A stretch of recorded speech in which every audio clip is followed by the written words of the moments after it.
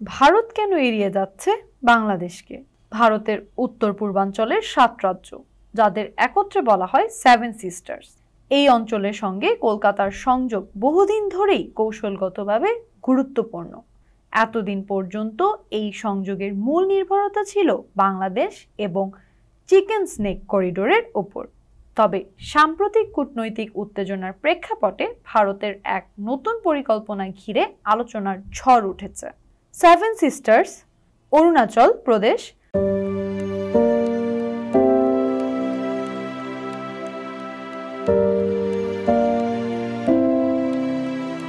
আসাম,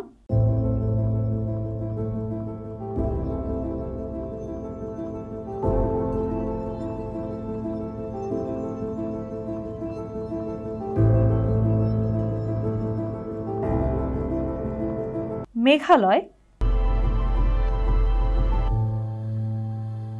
মিজোরাম,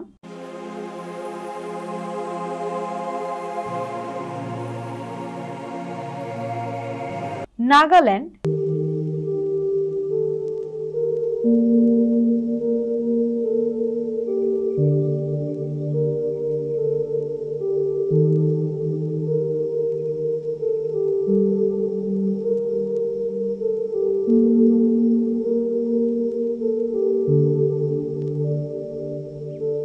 ত্রিপুরা,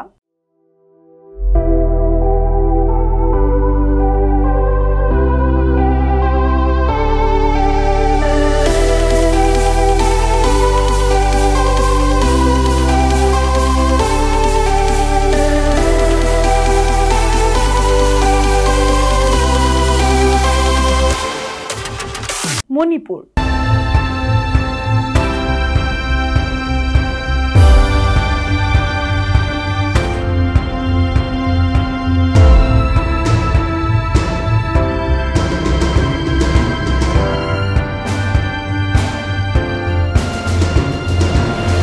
এই 7টি রাজ্য ভৌগোলিকভাবে ভারতের মূল ভূখণ্ড থেকে বিচ্ছিন্ন। এই অঞ্চল শিলিগুড়ির চিকেন স্নেক করিডোর দিয়েই পশ্চিমবঙ্গের সঙ্গে যুক্ত। বাংলাদেশের ভৌগোলিক অবস্থান এই অঞ্চলের প্রবেশপথ হিসেবে অত্যন্ত গুরুত্বপূর্ণ করে তুলেছে। তবে ভারত এবার বাংলাদেশকে পাশ কাটিয়ে মিয়ানমার হয়ে নতুন একটি করিডোর নির্মাণের উদ্যোগ নিয়েছে। দ্য ইন্ডিয়ান এক্সপ্রেসের এক প্রতিবেদনে জানানো হয়েছে, মেঘালয়ের শিলং থেকে আসামের শিলচর পর্যন্ত 167 কিলোমিটার দীর্ঘ 4 লেনের মহাসড়ক নির্মাণের পরিকল্পনা করছে ভারত। এই মহাসড়ক শেষ হবে মিজোরাম সীমান্তের কাছে 5 গ্রামে।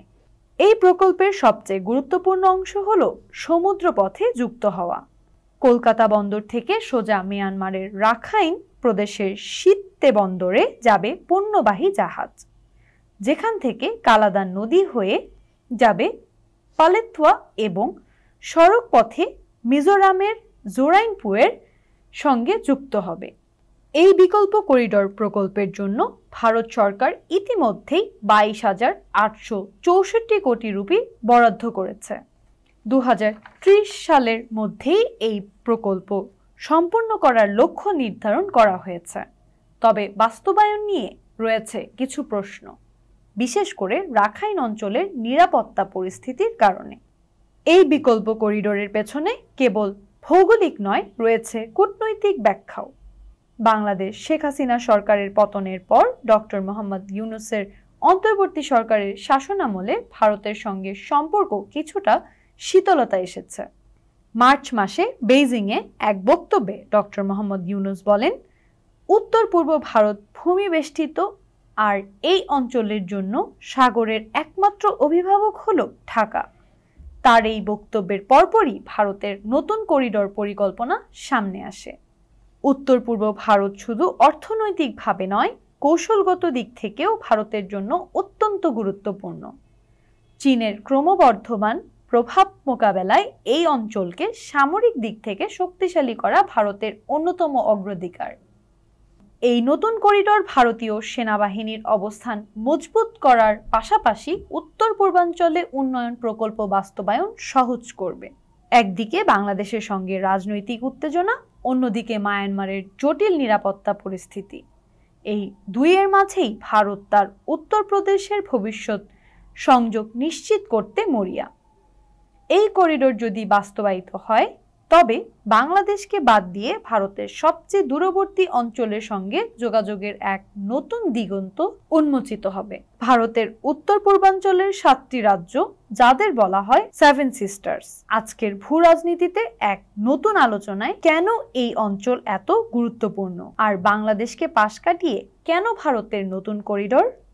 1972 সালে সেভেন সিস্টার্স শব্দটি জনপ্রিয়তা পায়, যখন এই 7টি রাজ্যকে একত্রে বোঝাতে শুরু হয় অরুণাচল, আসাম, মেঘালয়, মিজোরাম, নাগাল্যান্ড, ত্রিপুরা এবং মণিপুর।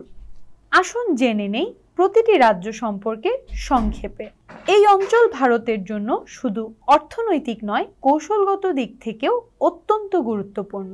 চীন ও দক্ষিণ পূর্ব এশিয়ার সীমানায় অবস্থিত এই রাজ্যগুলো ভারতীয় ভূখণ্ডের সাথে চিকেন স্নেক করিডোরে সংযুক্ত।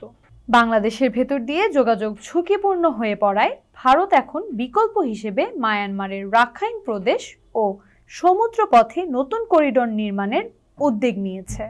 5 আগস্টের পর শেখ হাসিনা সরকারের পতনের প্রেক্ষিতে ভারতের সঙ্গে সম্পর্ক শীতল হয়ে পড়ে। এর জেরেই কলকাতা থেকে মায়ানমার হয়ে সেভেন সিস্টার্সের বিকল্প করিডোর গঠনের পরিকল্পনা। সাম্প্রতিক ফারাক্কা এলাকায় সামরিক মহড়া এবং কালাদান করিডোরে সেনা সরবরাহের সুবিধা, সব মিলিয়ে এই অঞ্চল ভারতীয় ভূ রাজনৈতিক অন্যতম কেন্দ্রবিন্দু হয়ে উঠেছে। সেভেন সিস্টার্স শুধু একটি ভৌগোলিক অঞ্চল নয়, এটি একটি কৌশলগত হাব, যার উপর নির্ভর করছে উপমহাদেশের নিরাপত্তা, কূটনীতি ও বাণিজ্যিক ভবিষ্যৎ।